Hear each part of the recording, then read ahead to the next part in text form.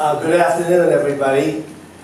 As Simon said, I stopped going to work about 2008, and I got off the board of an NYSE listed company in 2014. So basically, other than writing occasional articles for Asia Times, I'm really enjoying my retirement.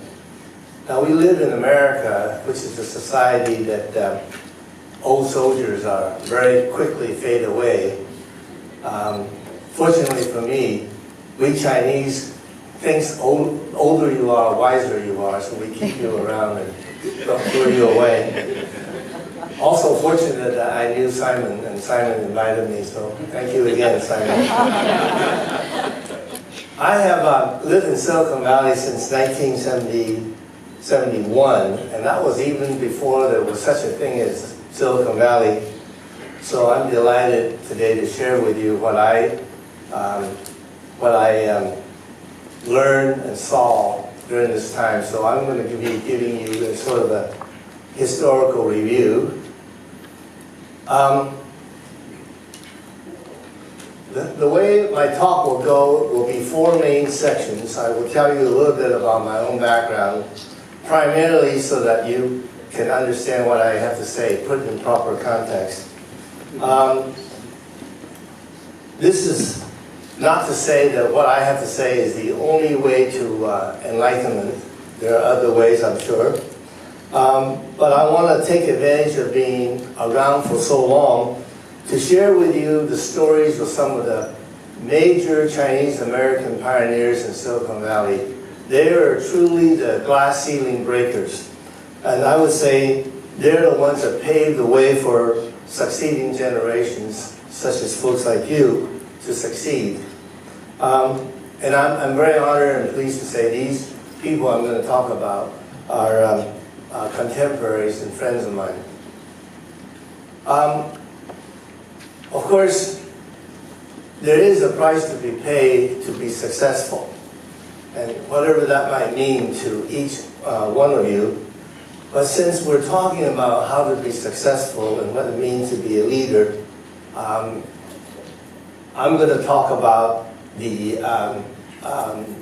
qualifications for success, what I think to be the necessary qualities. And the last thing I'm going to say, stereotypes to watch out for. If you don't know it already, and don't feel it already, America is not a level playing field, and you need to be sensitive and aware how that field is tilted against you, and I'm going to talk a little bit about that. So, as I've been writing my autobiography for the benefit of my grandchildren, I reflect and concluded that I've been very fortunate. I have really, truly gotten the best of two worlds. When I finished 6th grade in China before I came, and so I had a solid foundation in Chinese, which I was able to read and maintain by reading 三国演义 when I was younger, the Romance of Three Kingdoms. And then later on in college, those of us from Taiwan, Hong Kong, and grew up in America that can read Chinese, we used to pass wuxia xiaosuo around, the martial arts novels. Secondly, I was very fortunate to get a scholarship to MIT and got a quality education. Third, I met Mei Jen, who became my wife. And without her love and support, I wouldn't be telling you the story here today. Now, I won't go through all the details of my professional career, but I do want you to know that I started out at a major American corporation. It's the predecessor of today's Honeywell. In its day when I joined the company, it was called Allied Chemical. In that company, I was considered a rising star. The company didn't have an organized tuition program, but the corporate VP of R&D one day took me out to lunch and said, George, I want to give you a leave with pay so that you can finish your doctoral program. I was at that time going part-time at Stevens Institute of Technology. So that way I was able to complete my doctoral program fairly quickly and didn't lose my position in the company and didn't lose income while I was doing it. Now, my Chinese background, my technical background, and my consulting experience enabled me to jump off what would be considered a normal career path. And I became an advisor to corporate America on doing business in China. So you can say I had a front row seat as I witnessed the rise of China. Now, my China experience directly led to an invitation to serve on the board of the world's largest integrated resort casino company in the world. So throughout my career, somehow I developed the knack to write very clearly and succinctly. In 普通话 we would call it 一针见血. Okay.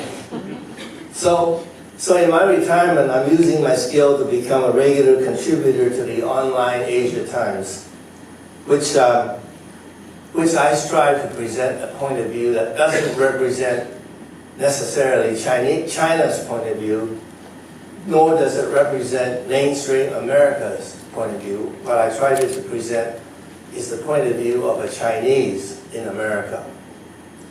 So as I've said at the beginning, hopefully you will consider this very brief self-introduction is to give you the context on the rest of my talk. When my family arrived in the United States, there were around 150,000 Chinese, all of it, all together in the United States, and it represents about 1/10 of 1% of the US population. By the time my wife and I, quote unquote, immigrated to Silicon Valley from New Jersey, the population had tripled. But even so, it was only about 0.2% of the population in the United States. So when we got here, there was no such thing as Silicon Valley, just a lot of fruit orchards in Santa Clara. To buy Chinese groceries, we would have to plan a weekend trip to San Francisco and have a dim sum lunch in Chinatown. Of course, today, there are around 4 million Chinese in America. I can get groceries in Ranch 99 and dim sum lunch about 1.5 miles away from home in Mountain View. That's one measure of how things have changed. And as you can see, I estimate that maybe 200,000 Chinese in Santa Clara. Another way to look at the influence or the impact of Chinese in Silicon Valley is to look at the various different organizations, professional organizations that were formed, and we know some of them because they've already introduced themselves. The Chinese Institute of Engineers was established in 1917 nationally. Now the amateur historian in me noted with some great deal of interest that one of the founders that CIE talks about is Chang Tianyu, the father of Chinese Railroad. What you may not know is that he was one of 120 boys that came to the United States about 12, 13 years old to be educated in New England, went to schools like Yale, MIT, and others. The first batch organized Chinese that came to the U.S. for an education historically, and they were the ones who got on the Transcontinental Railroad in 1871, just shortly after the railroad was completed, to go from San Francisco to New England. So that's a footnote that I thought may be of interest to you. AAMA was established in 1980, and there was a bunch of technical people that gathered around in the cafeteria of my friend, the late Lester Lee, in his company. And at that time, the feeling around Asian Americans in the Valley was that they needed a mutual support networking group. And that's how AAMA got started. I joined AAMA about 1983. I chaired a number of annual conferences starting about 1990, emphasizing cross-border alliances between Silicon Valley and Asia.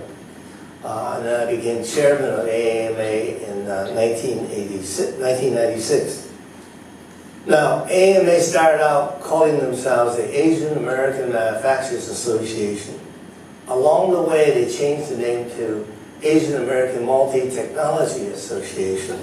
And the reason they changed the name was because nobody manufactures anything anymore. But on the other hand, they needed to find a way to keep the brand because AMA was becoming a very important brand. 10 years after AMA, Monty J started.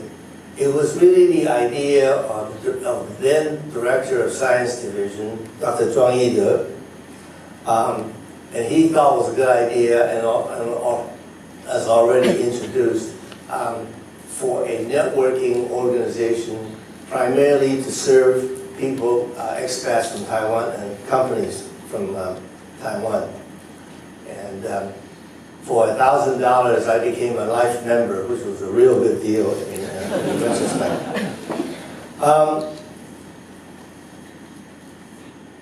Shortly after Mount J, as we saw, CASPA was formed a year after that. And of course, that's a reflection, again, of the many engineers coming back and forth between Taiwan and here. Some years later, the Professor Annalise Saxenian of Berkeley, who studied the impact of immigrants on Silicon Valley, she made an observation. She said, in Silicon Valley, IC stands for Indians and Chinese. And without those two groups of immigrants, the valley would have surely imploded. 10 years after Mount J came the formation of Huayuan Science and Technology Association. And this time, most of the founders were from PRC, and they immediately became visible by hosting delegations from mainland China. Last year, I spoke at the first annual conference of the Society of Chinese Physicians Entrepreneurs. The founder of SCAPE was a practicing physician affiliated with Stanford. And I mention this only to show that the formation of professional organizations involving Chinese professionals is ongoing and continuing. It's sort of like what I would call professional versions of Tongxianghui. Now, I don't want to tell you spend some little time telling you about stories of various, what I consider to be real pioneers of break the glass ceiling. First one is David Lee. In the late 60s already, he started a company called Diablo Systems, which was acquired by Xerox. As soon as Xerox took over his company, they put a white guy over him to be in charge of the company that he formed and started. Because in those days, whoever heard of Chinese knowing how to manage? So David left and started another printer company called Q Systems. And he invented something called a daisy wheel printer. And that was the days before the inkjet and the laser printer. Q was acquired by ITT. And ITT Corporation, this time, was different. They asked David to stay and run the whole computer peripherals division. And when IBM rolled out and introduced the PC, ITT asked David to figure out a way to compete with IBM. So what David did was took the PC design by ITT and took it to Taiwan and asked Acer and Mytek to make the PC for him as OEM suppliers. And that's how those two companies got into the PC business. And that's how David Lee, Li Xingming is his Chinese name, became known as the father of Taiwan's PC industry. Now since then, David has gone on to run many other companies, served on the board of many companies, on the advisory board of venture capital. He also took time out during this period to be chairman of CIE, AMA, and Monte J at different times. Very early on, after his reputation was established as a business leader, he saw it was important for Chinese Americans or Asian Americans to be part of the American political process. So he, along with Lester Lee and Stanley Wang, founder of Pentronics, one of the gold sponsors of CASPA, to become actively engaged by raising funds for political candidates. And they also would actively encourage and support Asian candidates, regardless of whether they're running for Republican or Democratic offices. That example has now been followed by many others in Silicon Valley. Now, because of his prominence and activism, he was appointed to serve on the board of regents of the UC system, and he served for 12 years. He's been on many presidential panels and commissions appointed by both Republican and Democratic presidents. Now, David Lam. After his PhD from MIT, David landed a position in HP in Silicon Valley. And he was sort of a first or two-tier manager. And all of a sudden, he noticed a white guy that used to be reporting to him has now suddenly become his boss. So David resigned and started Lam Research in 1980. And he became the first Chinese American to take his company public in 1984. And those of you who are members of CASPA would know that Lam Research is one of the major semiconductor manufacturing equipment in the world today. Similar to David Lee, David Lam has gone on to serve on many other ventures, advised many others, and sat on the board. He also sat in presidential and state-level commissions, and in the early 90s, his leadership established AAMA as one of the preeminent networking places for Asian Americans. One of his smartest moves that David did was to recruit Pauline Low Alker to come and run AAMA, and she did that from 1991 to 1994.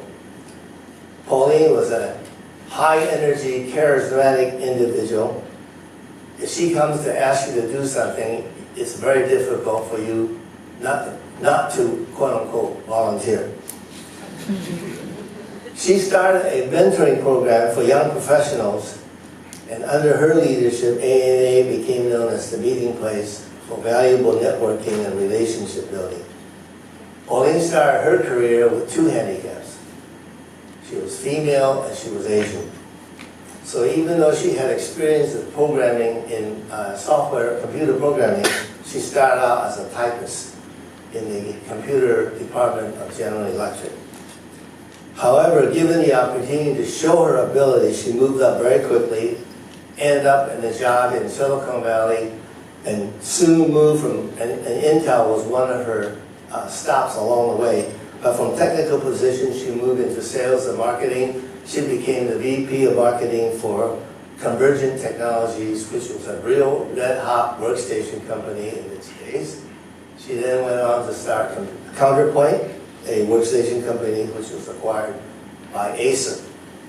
And just when she decided it was time to take a break and rest, the venture investors of a company called Network Peripherals convinced her to come and run that company, which she did. And she was able to successfully turn that company around and took it public in 1994. At different times, Pauline received national recognition as a leading role model for aspiring women in the high-tech industry. So these three individuals, because they were very capable entrepreneurs, established the credentials that Asian Americans are not just good engineers. And because of their prominent success stories, venture capitalists and Sandhill no longer ignores business plans just because it was an Asian that was submitting the business plan. In fact, some of the firms began to hire partners that were Asian faces. I can't begin to tell you how different Silicon Valley was before and after these pioneers. I truly think that their records paved the way for all of you now. John Chen, next on my list, is a little different. He's been more than a decade younger than the three others I just mentioned. He was not an entrepreneur per se. He was a proven executive, business executive. He knew he was already in senior management positions when Sybase recruited him to run the company. Sybase was literally on a financial death spiral when he took the company.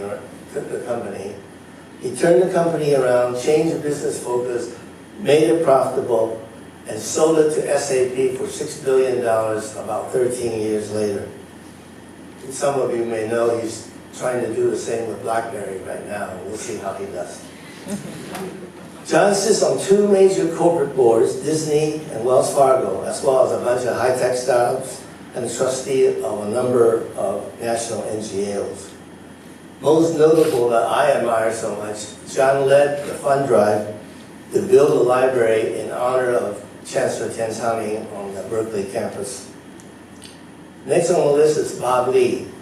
Bob Lee stayed within basically one company and became the executive vice president of Pacific Bell. He retired after 26 years.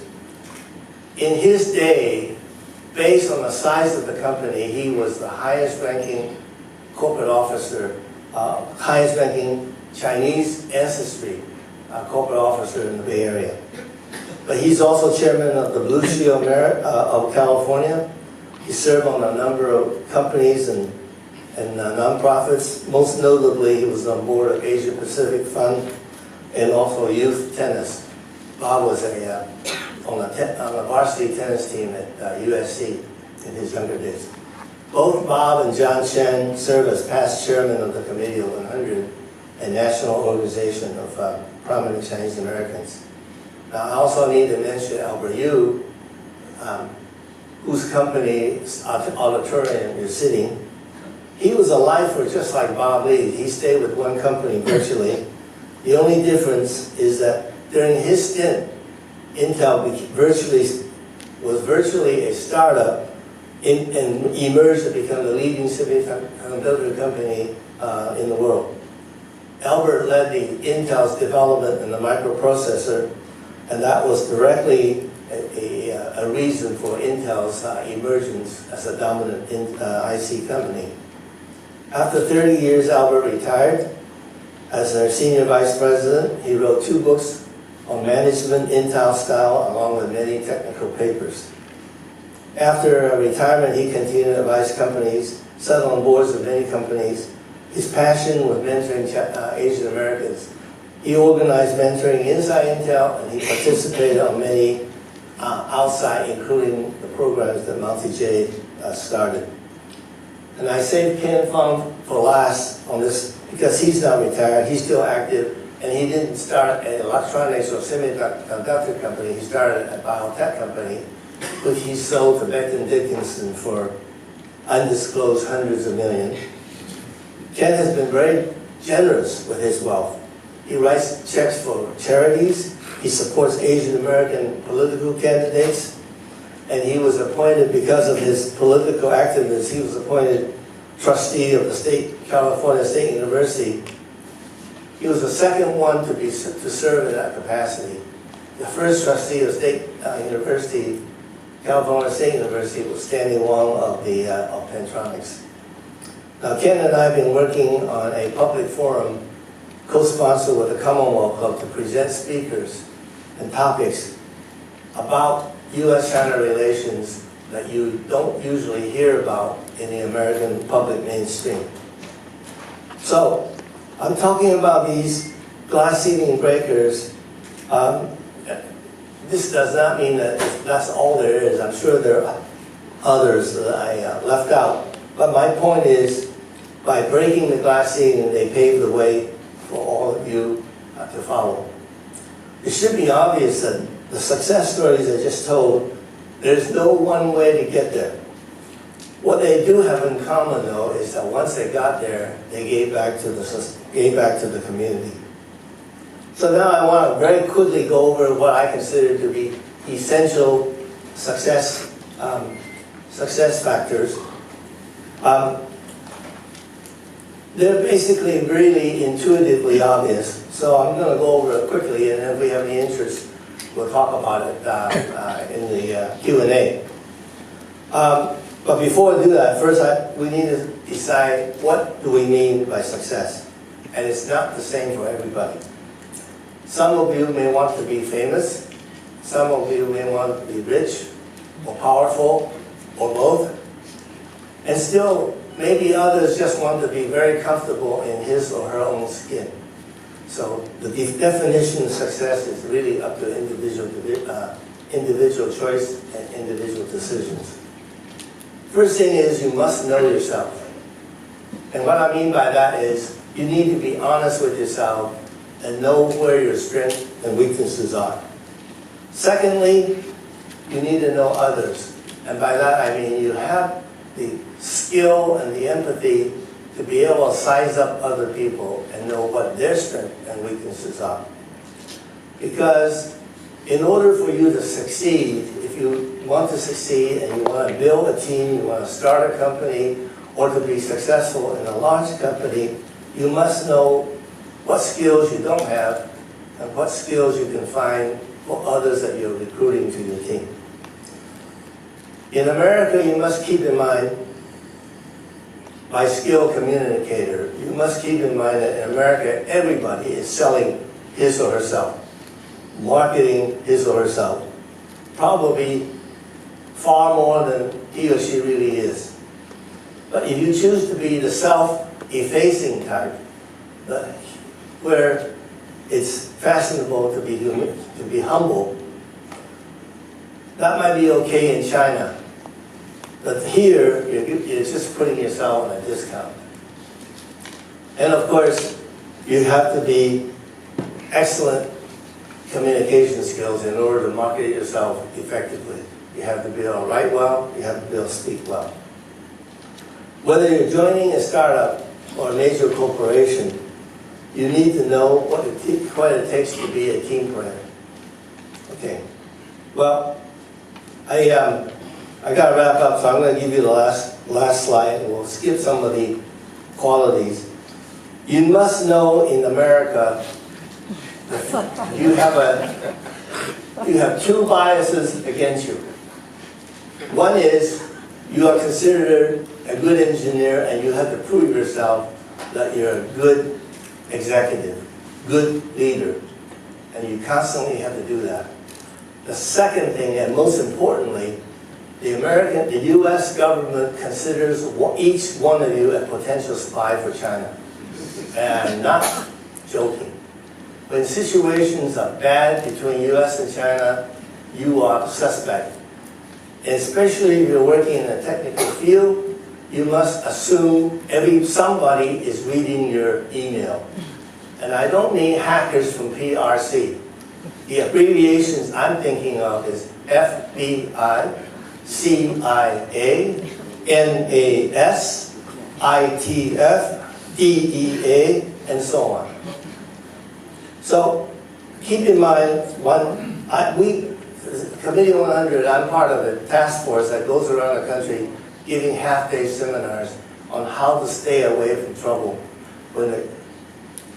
and not be part of a suspect of espionage. And that's a very long subject. The only advice I want to give you now is that when the FBI bangs down your door to talk to you, you have the right to remain silent. You have a right to legal counsel. Don't talk, because if you think you're cooperating by talking to them, you're wrong. Because they're just looking for some other mistakes that you said that they can hang you with. So this is really the country that we live in that you need to be sensitive to. So with that cheerful note, I'm finished with my presentation. I look forward to a vigorous panel discussion. Thank you very much.